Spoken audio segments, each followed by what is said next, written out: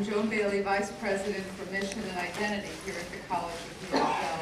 And on behalf of our President, Steve Sweeney, who's with us tonight, I welcome you to the College of New Rochelle and tonight's presentation, Telling Her Story, Women Religious in the American Catholic Past.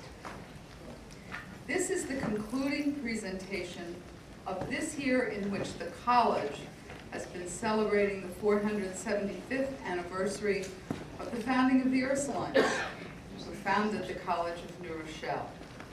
Tonight, we especially celebrate the wonder-filled and courageous Ursulines, our foundresses, and their many contributions to society, the Church, and to American Catholic higher education.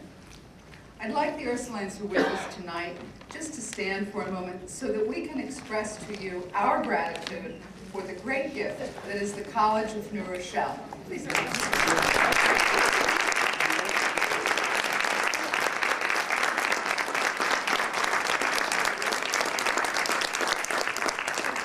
Thank you.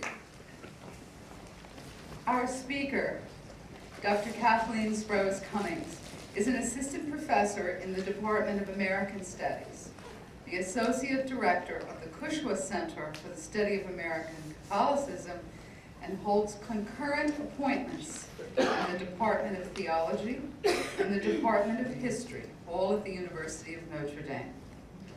Her most recent book, New Women of the Old Faith, Gender in American Catholicism in the Progressive Era, has been widely and very positively reviewed, served as the theme of several panels, and was the winner of 3 Catholic Press Association awards. She currently has a fellowship from the National Endowment of the Humanities, let's help the government keep it funded, for works in progress, Citizen Saints, Catholics in American Culture and Catholicism in the American Century, edited with R. Scott Appleby, whom some of you have met. Dr. Cummings holds a doctorate in American history from the University of Notre Dame, and we are very honored to have her with us tonight. Thank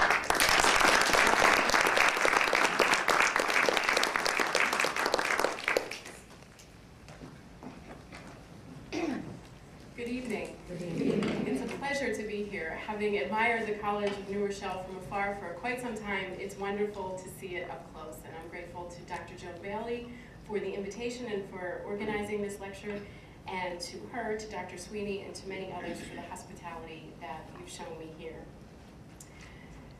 It's wonderful to open Women's History Month with all of you, and also I'm delighted to congratulate the Ursulines on the 475th anniversary of your founding.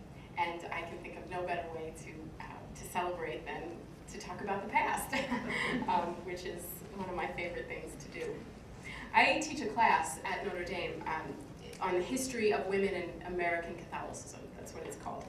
And on the first day of class a few semesters ago, one student announced that she had enrolled in the course simply out of curiosity.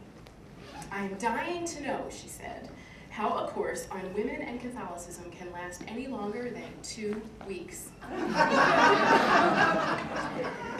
Given women's exclusion from leadership structures within the Church, she wondered, what could we possibly find to talk about for a whole semester? I reacted to this statement with an outward smile and an inner groan. I smiled in anticipation of what we were going to explore together in the class, cautiously optimistic that she would have a different perspective by the end of the semester. But I also groaned because I knew that many of my fellow and sister historians shared her perception that Catholic women's past is hardly worth investigating. Had this particular young woman read any recent surveys in American religious history, it is likely she would have reached a similar conclusion about our class's projected length. My title for tonight's lecture is inspired by an 1897 essay in which the Reverend Patrick Ludden, then the Bishop of Syracuse, New York, reflected on the study of the past. Too often, he observed, it is his story, not history. At the time, the bishop was exhorting his scholars to maintain absolute objectivity to refuse to allow their prejudices and environment to influence their interpretation of the past, of lives and events. Now today we know a lot more about the limits of that objectivity, and we realize how difficult it is to prevent our biases from molding our approach to the past, though, as I always say, if we're careful, we use those predilections to generate questions rather than to answer them. But while I disagree with the spirit of Bishop Ludden's admonition, I believe it remains literally quite true. Historians of U.S. Catholicism continue to write his story, overlooking women as historical actors. This critique doesn't only apply to studies of U.S. Catholicism, which I should say has become more inclusive of women over the last 4 decades, but still in narratives, overarching narratives, women are often unnamed and often without voices. This is something that historians of American religion in general recognize. Anne Browdy, a historian at Harvard, noted 10 years ago that women's stories rarely fit the frameworks that have traditionally structured the field of American religion. More recently, Catherine Breckes of the University of Chicago has pointed out that most historians of American religion assume that women's stories are peripheral to their research topics, whether Puritan theology or church and state. They do not seem hostile to women's history as much as they are dismissive of it, treating it as a separate category that they can safely afford to ignore. But still, thanks in part to a gender ideology that views them almost exclusively through relationships with either fathers, husbands, or clerical superiors, Catholic women remain more historically invisible than their counterparts in other religious traditions. I learned, my first lesson in this happened very early in my career as a historian when I was writing a paper for a graduate class on the founding of the first Catholic women's colleges, among them, of course, the College of New Rochelle.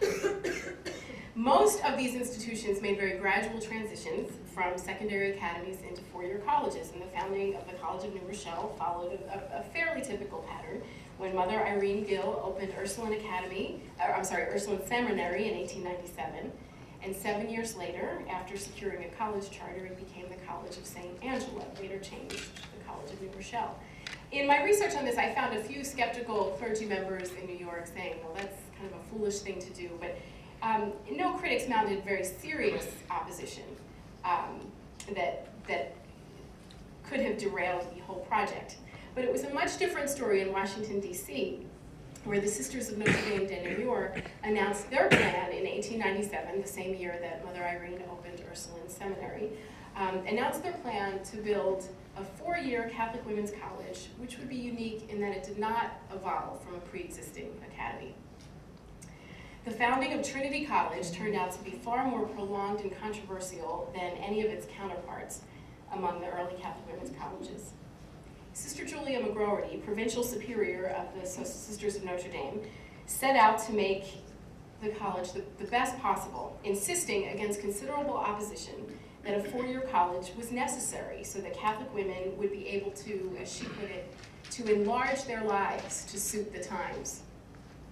She spent most of the summer of 1897 visiting the campuses of and studying the curriculum of the 7 sisters, the leading women's colleges of the time, determined that Trinity's graduates would be able to compete with the best. And she developed, in particular, a friendship with M. Carey Thomas, the president of Bryn Mawr College during that period.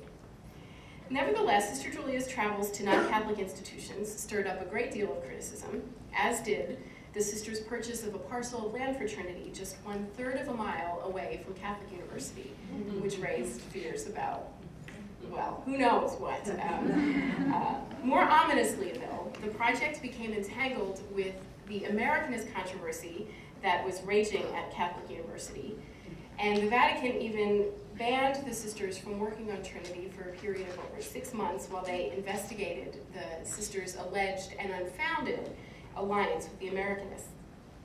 The sisters eventually prevailed, and Trinity opened at last in November 1900 with representatives of church and state. Among the most special guests was M. Carey Thomas of Bryn Mawr, who was there to demonstrate support for her sister college, as she put it. Now, I already knew some of this background as I was writing my paper for my graduate seminar, And in the course of that research, I found a reference to what I thought was a very promising source, a book about famous Irish-American women, including Sister Julia McGroarty. Mother Irene was also in there as well. So, expecting this profile to include a wealth of information about Trinity's founding, which was Sister Julia's crowning achievement and lifelong dream, I opened the book, pencil poised and prepared to take assiduous notes. Here's what I found. An interview with an unidentified sister of Notre Dame who, when queried about Sister Julia's efforts to open the college, replied, "Sister Superior prayed, and Trinity was started." Period. Now, I knew that this statement was certainly not untrue, and that there was no doubt in my mind that Sister Julia prayed, and prayed a great deal during this process. But nonetheless, it was astonishingly abbreviated.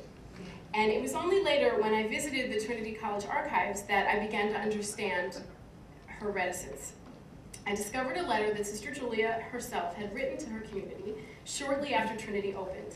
And in it, she passed along the counsel she had received from Father Philip Garrigan, Vice Rector of Catholic University. Garrigan had reminded her that, like the dear Blessed Mother, the sisters were chosen to do great things, and like her too, they should be satisfied that he alone be witness of their cooperation with his grace. The Blessed Virgin did not publish her history to the world. Neither should we be concerned whether people know what we do or not. Now, of course, in heeding Father Garrigan's advice and directing her sisters not to publish Trinity's history to the world, this unidentified sister of Notre Dame was merely heeding her superior's advice, seeking to imitate the Blessed Mother. And it's worth clarifying here that I don't think humility in and of itself is a bad thing. But what I do find disturbing is that humility and self-effacement have historically been demanded of Catholic women in a way that they have not been expected of men. There are a number of consequences to this, and one of them is the distortion of the historical record. Because, you see, in this instance, it will be Reverend Garrigan who proved to be the beneficiary of his own advice, as he and his fellow priests at Catholic University are repeatedly described as the prime movers in the founding of Trinity College. What is typically said is that they were the ones that wanted a 4-year Catholic women's college when the sisters really just wanted another secondary academy, and that's just absolutely not true. The archival evidence shows that. This pattern is one that recurs throughout Catholic history in diocesan newspapers, parish histories, or congregational records. Many of women's achievements within the church are credited to the good father or the dear bishop who served as their spiritual advisors or local ordinaries. And I think we have a local example right here in the custom, as I understand it, of having Monsignor presidents for the College of Rochelle for many years until, even though everyone admitted, as far as I can tell, that it was the sisters that were doing all the work and that this was very much an honorary title, but nevertheless the title of president was given to someone appointed by the bishop. Now, when I took a class in U.S. Catholic history, the cast of characters was comprised almost entirely of men. I teach courses in Catholic history, and they're a little bit different. We certainly pay a lot of attention to bishops and priests and politicians and public intellectuals, but there are many women that we study, lay and religious. I realized how successful I had become in integrating women into Catholic history when I read the following critique on one of my course evaluations. I know women were important in Catholic history, but Professor Cummings seems to think that they have made up half the population.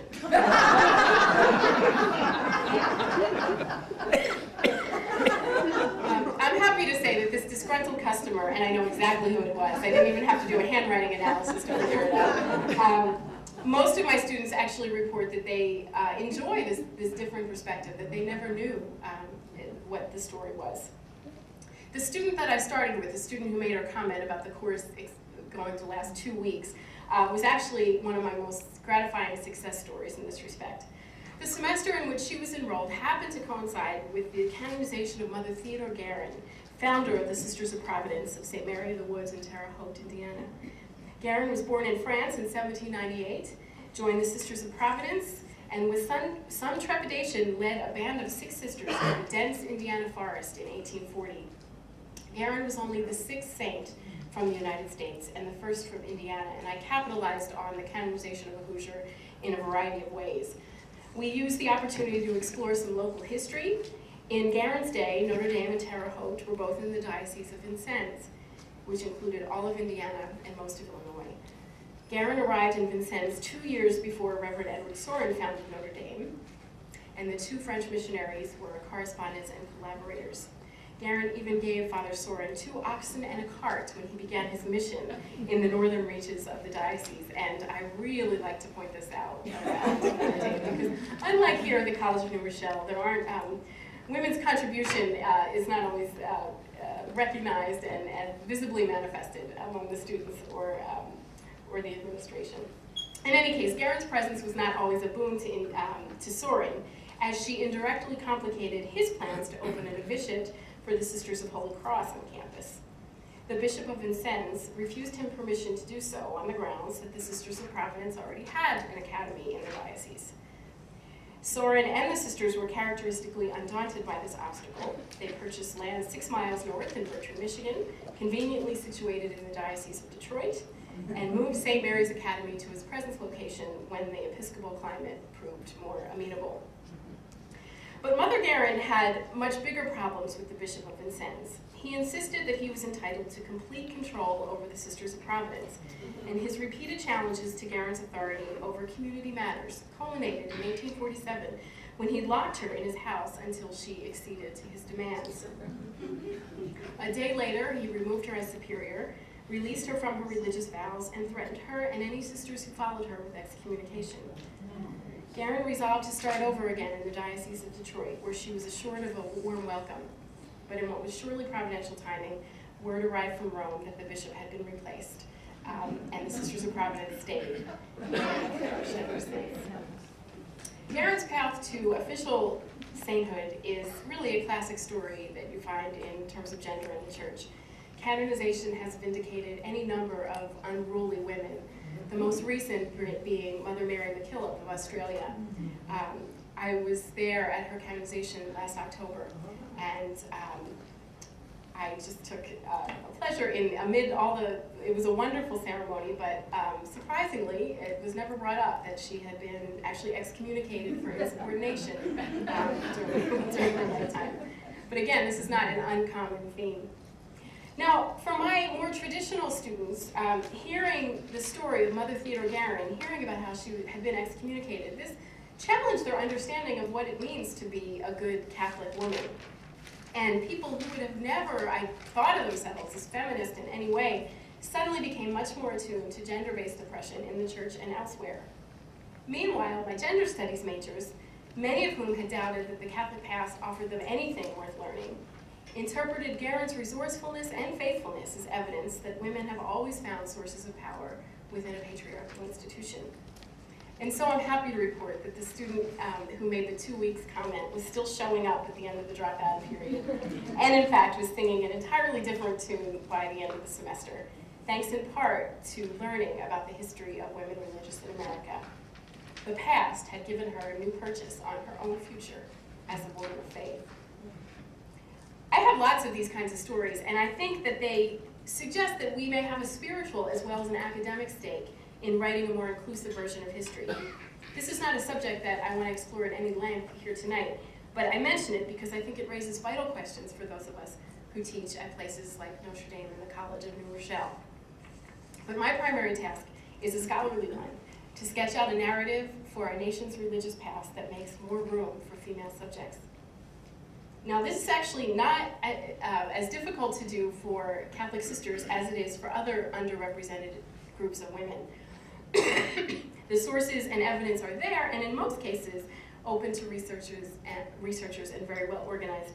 I have a colleague who writes the history of African American women, and I was complaining once about a particular archives that I was having some trouble, sisters' archives that I was having some trouble getting into as an outsider, as not a member of the community.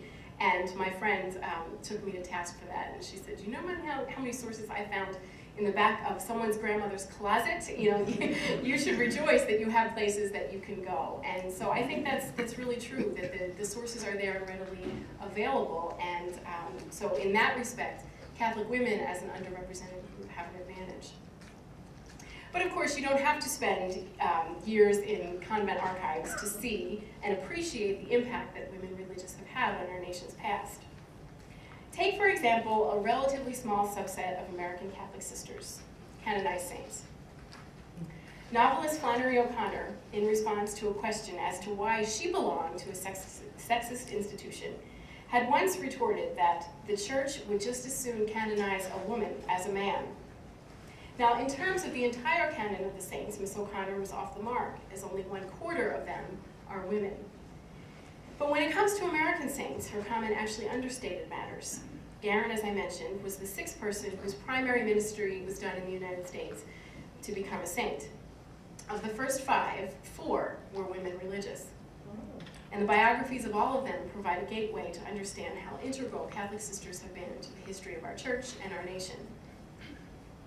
Elizabeth Ann Seton, the first American-born saint, was a native New Yorker from a prominent Protestant family who converted to Catholicism as a widowed mother of 5, and eventually founded the first indigenous congregation of women religious in the United States, the Sisters of Charity of St. Joseph, as they were called at the time.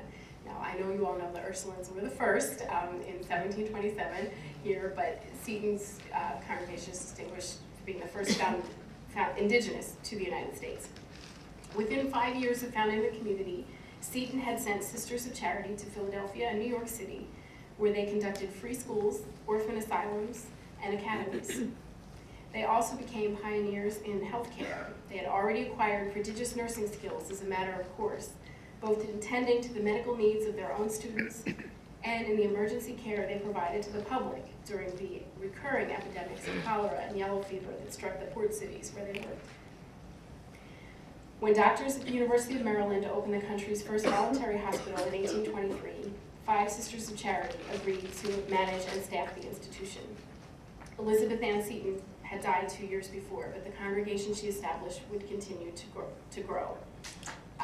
By mid-19th century, the Sisters of Charity had missions in 30 American cities. The congregation supplied a number of sister nurses during the American Civil War, and 20 other congregations of women religious ministered to the sick and injured of both the Union and the Confederacy.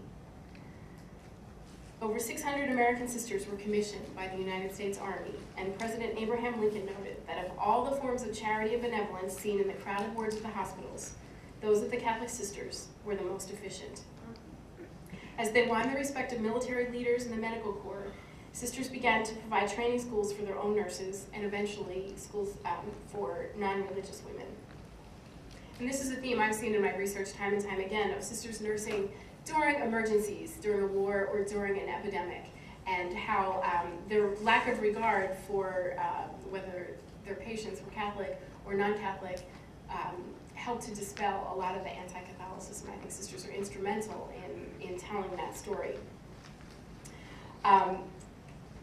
Seton, of course, was the first American-born saint, but the first American citizen to become a saint was Mother Frances Cabrini, someone also with ties to New York, to this area. Mother Frances Cabrini was an Italian woman who had initially wanted to serve as a missionary to the Far East. But during a meeting with Pope Leo XIII, she learned about the poverty and the other dangers that were facing Italian immigrants in this country. So she arrived in New York in 1889, and with remarkably little support from the local bishop, established hospitals and schools throughout the city, and eventually spread to the entire nation into South America. She actually became a naturalized citizen in Seattle, Washington in 1909, and as far as I can tell, she did that because it was an expedient thing to do. It allowed her to do more as a citizen. And she was celebrated, of course, becoming the first citizen saint. But when you look at her foundations, a map of the foundations she established throughout the world, in Italy, in Europe, and mostly in South America and North America, you can see that she was a citizen of the world. She was not as localized as some of the discussions of her made it seem.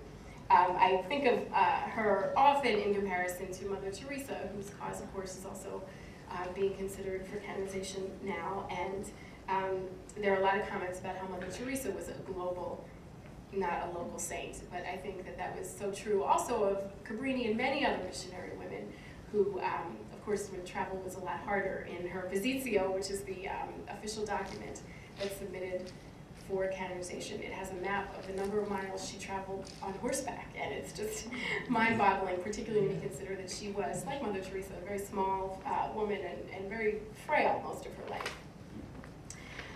Early in the 20th century, Mother Cabrini's travels took her to Philadelphia, Pennsylvania, where she diverted her visits from her own congregation to spend an afternoon with Mother Catherine Drexel, a local heiress who had recently founded the Sisters, what was then called the Sisters of the Blessed Sacrament for Native Americans and colored people. It was later shortened to the Sisters of the Blessed Sacrament. The only thing that has been written about this meeting between these two future saints was speculation about how they must have talked about their missionary zeal and their spiritual discussion. But when I imagine this meeting, I think that they must have talked a lot about what it was like to manage what were essentially large corporations, multinational corporations at the time.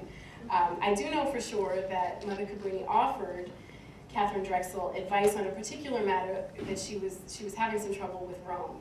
Never happened before in the history of Rome, but having some trouble with Rome.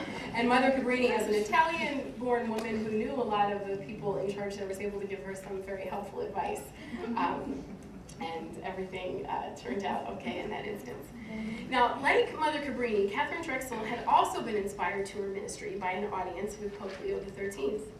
Even though she was a debutante, an heiress to the wealthy Drexel family in Philadelphia, she did not lead a sheltered life and regularly worked among the poor and had taken a trip out west where she saw the poverty on many Native American reservations. She begged the Pope to do something to alleviate the suffering of Native Americans and African Americans. And he responded, "Why don't you become a missionary yourself?" And so she did. Over the course of her long life, she died in 1955. She donated a vast fortune, estimated at $16 million, to build schools and other institutions devoted to African Americans and Native Americans.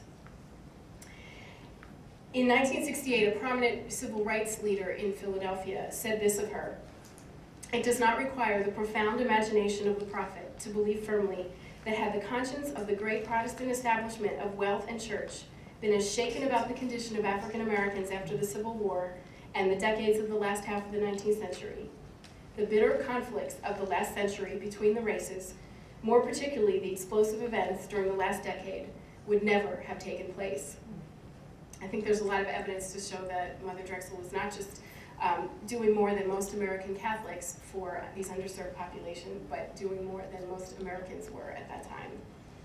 In the year 2000, Drexel became the first US-born citizen to become a saint. And I have to admit that when I saw this on the publicity material, the first US-born citizen to become a saint, I thought, this can't possibly be right, because everybody knows that's Seton, but I knew it couldn't possibly be wrong, because they wouldn't have put it on there if it wasn't true in some way. And of course, Seton was born in 1774, which was technically the English colony, the American colony, so therefore that's how it works. Just a little, I'm embarrassed it took me a couple days to realize this as an American historian. This should have taught me, but it didn't.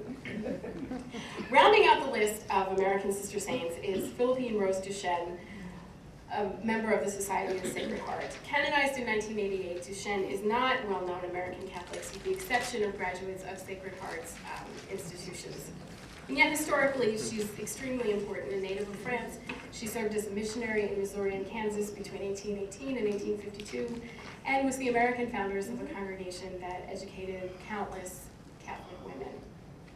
And I think that that's the thing that strikes me about how visionary women religious were.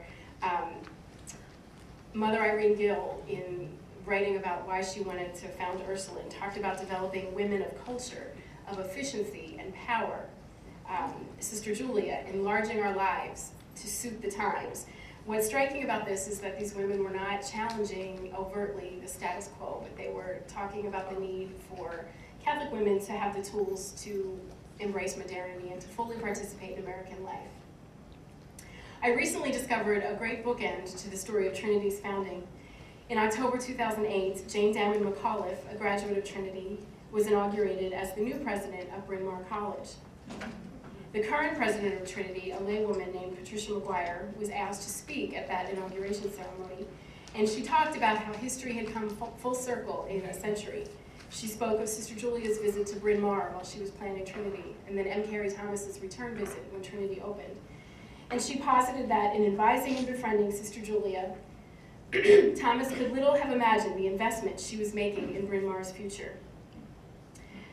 That story, to me, and the institution of a Trinity graduate as president of Bryn Mawr testifies to the realization of Sister Julia's dreams, Sister Irene's dreams, and the dreams shared by so many pioneering Catholic women religious educators, that U.S. Catholic women would one day be recognized among the most talented and accomplished women in the country. This was a dream shared by so many sisters, and not only those teaching in women's colleges. So I want to turn now and take this in a little different direction and talk not about saints or even superiors, but a group of people who really not much is known about them as a group, teaching sisters, the sisters who staffed the parochial school system. We know that it was sisters' heavily subsidized labor that made it possible to create the largest non-public school system in the world, but we know very little about how this came to be. I'm perpetually struck by the ubiquitousness of the teaching nun in American popular culture and her invisibility in historical narratives. For the most part, if a teaching sister is mentioned, she doesn't have a name and she almost never has a voice. If we are truly committed to crafting her story, we have to do more than just substitute great women for great men. It's important to tell the story of those saints and those superiors, but I think that it would be particularly egregious in the case of women religious who, in taking vows, in a sense, surrendered and sought to supplement their personal identity. So it would be wrong, I think, to tell their story only as the standouts. I know I have a little bit of guilt about this. I wrote in my recent book about a previously obscure woman that no one had ever heard of. Even people in her community had not heard of her. Her name was Sister Assisium McAvoy, Assisium named after, she was a religious name after Francis of Assisi. And not long after the book was published, a friend of mine said, "Isn't it wonderful? Sister Assisium's on Google now." Isn't that great? And then I felt this like crushing guilt because I thought Sister Assisium would have been appalled that I put her on Google. She would not have wanted to be singled out in such a manner. Her own goal during her lifetime was her own religious perfection and to act in humility, and she would not have wanted to be singled out in this way, but I'm still glad I did it, and I'm going to tell you why. When Sister Assisium, during the years that she was working in her congregation, the Sisters of St. Joseph of Philadelphia, there were, at that point, this is in 1925, there were 30 congregations of women religious in Philadelphia, with a total of 4,382 members. Religious women staffed 3 colleges, 17 private academies, over 200 parish schools, 29 high schools, 8 hospitals, 13 orphan asylums, 11 day nurseries, 1 settlement house, 7 homes for the aged, 3 homes for the handicapped, 8 boarding homes for working women, 5 homes for unfortunate women, and 3 visiting nurse associations. And this is in one city, one archdiocese, and it's replicated. So why single this out? I mean, I think those numbers give an indication of how pervasive women religious were in American life. But why single out a couple of them? In the case of Sister Assisium, what she helped me understand was the story of how women religious came to provide the dominant source of labor for the American parochial school system. She was served for a long time as director of sister studies in her community and also mistress of novices. And one of the things that she was very preoccupied with during the early 20th century was the need for more religious teachers. It's something that was a constant source of anxiety for her, and I've since learned for other congregations. From every school there comes a cry for help, she lamented at one point, and there are no sisters to send. This problem was not unique to Philadelphia. In 1905, the Catholic Educational Association resolved that the fast-developing system of Catholic schools makes imperative the fostering of the religious vocation among our men and women. By 1911, several bishops were claiming that the shortage of vocations had reached crisis proportions. A year later, James Burns, a Holy Cross priest and the reigning expert on Catholic education at the time, urged Catholics to become more deliberate in recruiting men and women to religious life, estimating that the novitiates of the teaching orders ought to contain twice as many candidates as they have as present, if the demand were to be met. Of course, it goes without saying that the actual numbers would have turned any modern-day vocation director positively green with envy. In Philadelphia and nationally, the numbers of women religious doubled between 1900 and 1920 and would double again before 1940. Like most church leaders, Sister Cesium and others included, they believe that women religious, as the group that had the most extended contact with Catholic children, should be the foot soldiers in the crusade to secure more vocations to religious life. So in her own counsel to future sister teachers, Sister Cesium would admonish them to remember that in the classroom the children are watching you, and you may repel or you may attract. Ideally, a sufficient number of students would be attracted to religious life through their teacher's example alone. But recognizing that vocations do not always present themselves spontaneously, Catholic educators urged nuns to give their students a nudge. Vocations could not be created, of course, but they could be stimulated, awakened, interpreted. Sister Cesium suggested that they be discovered and directed. Father McDevitt, superintendent for Catholic schools in Philadelphia, and her good friend, urged that vocations be encouraged or cultivated. But however they described it, church leaders concurred. Recruitment must be undertaken more consciously and more assertively. It was clear, however, that not all vocations were created equal, as most religious educators had no qualms about expressing their preference for more male vocations. The feminization of teaching affected public schools as well as Catholic ones, and the overriding concern in both venues involved the perceived impact of feminine influence on the manliness of young boys. At the Catholic Education Meeting of 1913, Reverend Bede Horsa, a Franciscan priest, quoted educator G. Stanley Hall at length on the negative effects of female teachers, and described the preponderance of women teachers as the patent and material defect of the parochial school system in the United States. Now, given how readily Horsa expressed his disdain for female teachers, the fact that one of the commentators actually complimented him for using a great deal of tact is illustrative of the consensus on the subject.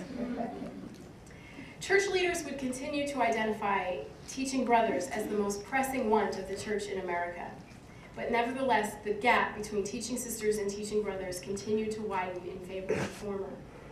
In Philadelphia, sisters outnumbered brothers by a ratio of 17 to 1 in 1904, 21 to 1 3 years later, and by 1919, there were 36 teaching sisters for every teaching brother or priest in the diocese.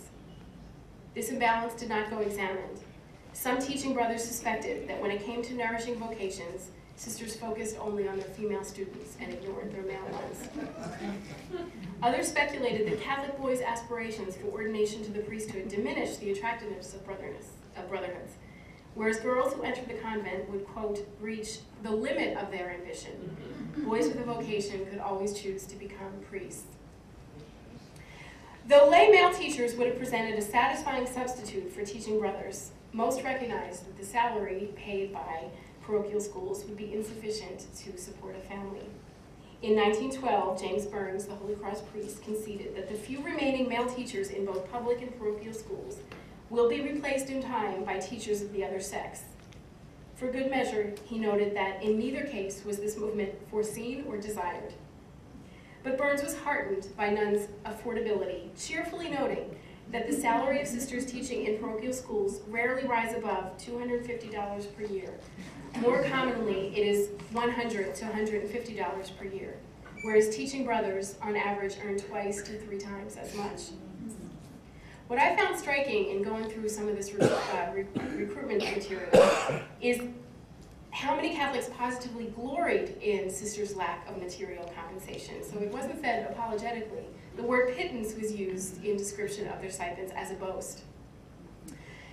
Catholic educators like the superintendent of schools in Philadelphia talked about sisters' willingness to accept no other compensation than that which is barely sufficient to clothe and shelter them. Praising sisters' sacrifices, self-denial, and rigid economy, McDevitt held up the teaching sister as a refreshing contrast with her mercenary public school counterpart, who of course were making so much money at that time. James Burns noted that unlike public school teachers, for whom work was a matter of bread and butter, teaching sisters were not bothered about salaries. Another priest pointed out that teachers in the non-Catholic institutions have made no vow of poverty. They work for a salary, they wish to keep their positions, or even to obtain promotion. Sisters' aspirations for their own religious perfection, by contrast, offered a much loftier incentive for attaining pedagogical excellence. Nuns' willingness to work for a pittance was not lost on their students either. Mary Donahue, a Philadelphia girl who attended a high school established by Sister Assisium's congregation, in 1904 praised sisters for being called to a life work in God's own household, a vocation to religion. A sister appreciates the honor of her work, even that which the new woman would scorn, the wageless work of paradise. Praising sisters for performing the wageless work of paradise has obvious implications. Low wages continually impeded efforts to improve sisters' education, since it was invariably the congregational mother houses, rather than the dioceses, who were responsible for funding that additional education.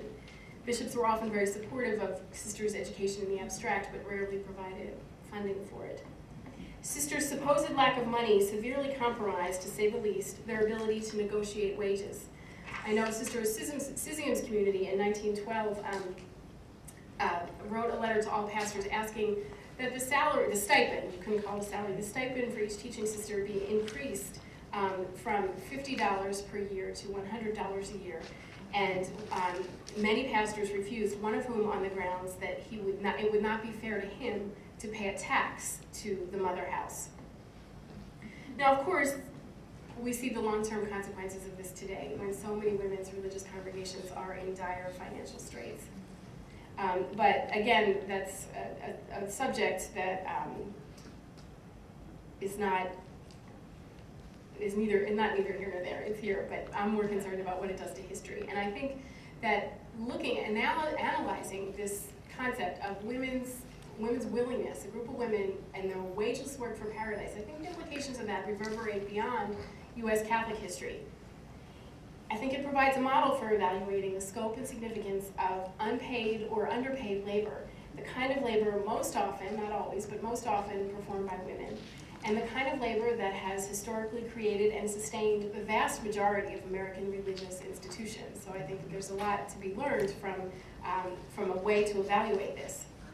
Then and now, the idea that work is done in the service of a higher calling serves as justification for low wages and low status.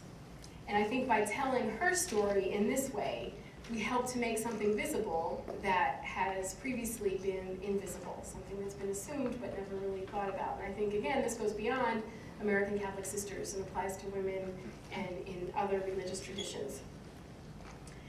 The story, though, of the overflowing novitiates of years past can illuminate other blind spots in our nation's history. Because, of course, and as many of you know, there's another reason why so many Catholic women entered convents. They were prompted by a divine call. Even aside from that, though, if we can presume that that is the primary reason why most women entered convents, we can also see in retrospect that women may have had a number of other motivations for becoming sisters. For the lifetime of my students, and actually for my lifetime, Catholic women have had far more opportunities for education, for leadership, and for meaningful work outside of church structures than within them.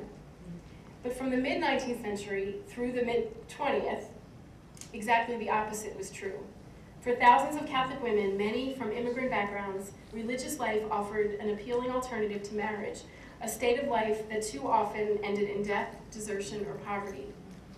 Furthermore, in leading an astonishing range of colleges, hospitals, and social service organizations, Catholic sisters were functioning as the equivalent of CEOs during a period when women in secular society would have had almost no access to that kind of power. That meeting I talked to between Mother Catherine Drexel and Mother Francisca Breen, and I think they were basically, it was a corporate meeting. They were trying to decide how to run that. I think that there were very few women who were not sisters in a similar capacity. Recognizing this is one of the reasons why some people refer to Catholic sisters as America's first feminists, and this characterization is simply not true, because it would be anachronistic to interpret their endeavors as some kind of harbinger of women's liberation. By definition, feminists oppose sex hierarchy, and women religious, as a group, did not question their own subordination within the church until the 1960s, by and large. This is not to say that they didn't circumvent it. I talked about Mother Guerin kind of getting around it, Sister Julia getting around it, but challenging it as a group. And this is another reason why I think it would be misguided to place sisters in a feminist narrated history. For most of the history of the United States, they, along with other Catholic women, would have had very little reason to identify with feminism. This is a subject for another lecture, but suffice it to say that an important precursor to modern feminism was the American suffrage movement. And the history of suffrage was intertwined with the history of anti-Catholicism in the United States. Early on, Elizabeth Cady Stanton and other women's rights leaders suspected that Roman Catholics would not be able to grasp the concept of individual liberty. As more women with wealth, status, and privilege joined the cause in the early 20th century, the case for suffrage increasingly rested on the argument that if African American, uneducated, or foreign men were able to vote, then white, middle-class women surely deserved the franchise. Historians of American women have now done a great deal of work in identifying the racial and the class biases of the early suffragists, but very few have considered the implications of the fact that the majority of the uneducated and foreign undesirables were Roman Catholics. And indeed, many leaders implied, or in some cases stated outright, that enfranchising women would dilute the immigrant vote and thereby reverse Catholics' growing influence over American politics. I think of Sister Assisium, my friend Sister Assisium, before she entered the community, her name was Kate McAvoy. She was a child of Irish immigrants who had arrived in Philadelphia on the heels of the 1944 Bible riots, an event which, next to the burning of the Ursuline Convent in Charlestown, Massachusetts, represents the most infamous act of anti-Catholic violence in our nation's history. As a child, little Kate was a victim of anti-Catholicism herself, and throughout her almost 80 years of religious life, Sister Assisium was suspicious of non-Catholics, often for good reason. She was very involved in improving Catholic schools in the early 20th century, which was influenced by progressive educators and what they wanted to do. One motivation behind many progressive educators was to wrest some of that control away from Catholics, that Catholics were wielding as running a non-public school system. And one of the things that she and other educators had to deal with were proposals in Philadelphia and elsewhere that were designed to make education at a state-sponsored school a requirement for citizenship. This sounds kind of odd to us today, but until 1925, private schools, religious and otherwise, had no constitutional right to exist. And Sister Assisium was one of many, many women religious who was involved in making a case, a legal case for Catholic schools. So when I look at her life and the life of many other women religious, it's not surprising that she never talked about suffrage. It would have been very rare to find certainly a sister or a Catholic woman involved in the suffrage movement. And I think the reason for that is not that they were unconcerned with enlarging their lives, I know that to be untrue, but because in general they felt far more marginalized as Catholics in American society than they did as women in the church. And I think acknowledging this has significant implications for the way we tell her story. I'd like to return for a minute to Bishop Ludden, who said too often history is his story. And his larger point that where we stand in the present shapes the way we look at the past. The academic discipline of women's history emerged in tandem with the modern feminist movement, so it's not surprising that when it was first written, that history began with white, middle-class women who espoused or prefigured feminism. In the last several decades, that narrative has been complicated by attending to differences of race, of class, ethnicity, and more recently, sexual orientation among women. But very few historians have acknowledged the power of religious identity to undermine alliances based on sex, nor have they appreciated the extent that the field has been framed by Protestants. I think this is changing. Commenting on some recent publications with Catholic women as their subjects, Anne Browdy, the Harvard historian I quoted earlier, noted that Protestantism often functions as an unmarked category in women's history because religion is not analyzed as a source of difference, just as whiteness disappears when the impact of race is only considered for non-whites. Indeed, if women's historians were the ones who taught us that men have a gender, and scholars of African Americans prompted exploration of how whites are shaped by race, is it possible to make analogy in terms of our religious past? By studying a minority religion, might we understand how religious difference has impacted the members of the majority religion? Can attention to Catholicism illuminate the extent to which Protestantism has functioned as an unmarked category in women's history? I think that many of the movements or people historians have assumed to be secular may in fact have more Protestant influence than has been obvious. And I mentioned just a little bit about how I studied that with the suffrage movement. But other historians, I have a colleague named Maureen Fitzgerald who wrote a book on Irish Catholic nuns and healthcare in New York State. And her argument is that the development of New York State's welfare system was previously thought to have been spearheaded by women working entirely under secular auspices, but when it turns out they were actually so mad about the power that Irish Catholic nuns had in New York that they wanted to take some of that control away. In the end, I think it's these kinds of questions that point to the most compelling reasons for changing history and the ones that promise the best results and the best case for adding historically underrepresented groups to existing narratives. We tell her story not because it's more just to do so, although it is a matter of justice. We tell her story not because it is more interesting, although I have to say it does often enliven existing narratives. But we tell her story because in not doing so, we are being historically irresponsible. Because in not including women, because by including them, we're able to see things that we might not otherwise see about our nation and its past. His story might be worse than non-inclusive. It might also be wrong. I want to end with a thank you. Joan stole my thunder on this, so I won't ask the Ursulines to stand again. But I would like to just take this public opportunity to say that I know from my research that for every crazed sister waving a ruler, there were literally hundreds of others who spent their entire lives working patiently and faithfully in overflowing classrooms, modeling educated leadership and Christian charity for generations of children who came from immigrant and working class families for over a century. If Catholics today are among the wealthiest, best educated, and most accomplished Americans, it is Catholic sister teachers who deserve the lion's share of the credit for that. And I think too, although teaching may not be the primary ministry of many sisters today, I think that they have a great deal of continuity in, again, when you look for them, you find them often standing on the margins, standing with the poorest and the least recognized. So I'd ask that I'd like to end tonight by asking that the sisters in the audience accept from me and from all of us the recognition that you've never sought, the praise you rarely receive, and the gratitude you so richly deserve. Thank you.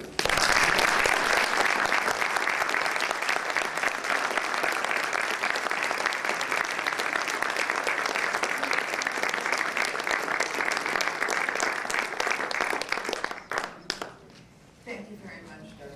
Cummings. Much to think about.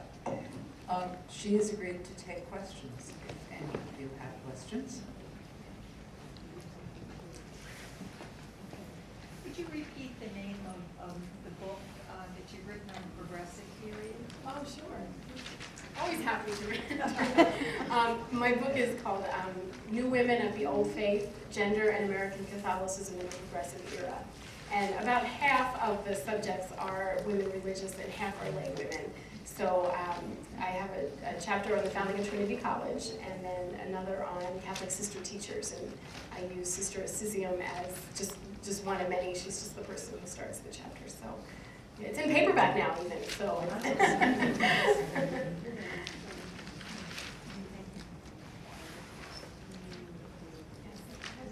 anyone done work on lay women comparable to what you've done on sisters?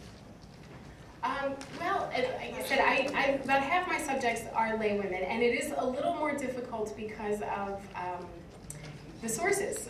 It's not as easy to, and of course it's disproportionately geared toward the people who are well educated and published a lot. So no, I can't say that there's a lot. There are some recent books. Mary Reynolds just wrote a book on the American Catholic feminist movement, which also is about sisters and lay women looking at them together. There is a book by Deborah Skoke on Catholic women in the settlement house movement in Chicago in the progressive era that is exclusively focused on lay women. but it's a little more difficult. One thing that bothered me, still bothers me about my book is that all the women in my book were either vowed religious or they were single. There are no married women. There's one married woman. And that is a population that I think it would be very, very difficult. Actually, one of the women that I wrote about a great deal was married, but to her everlasting sadness, had no children. And of course, I'm really sorry for her sake that she had no children, but I know that if she had had children at that time, it would have ended what was a very productive journalistic career, and I would have had no sources. So I think that that's part of the problem too, that those married women disappear, and I hope that someday we can find a way to remedy that.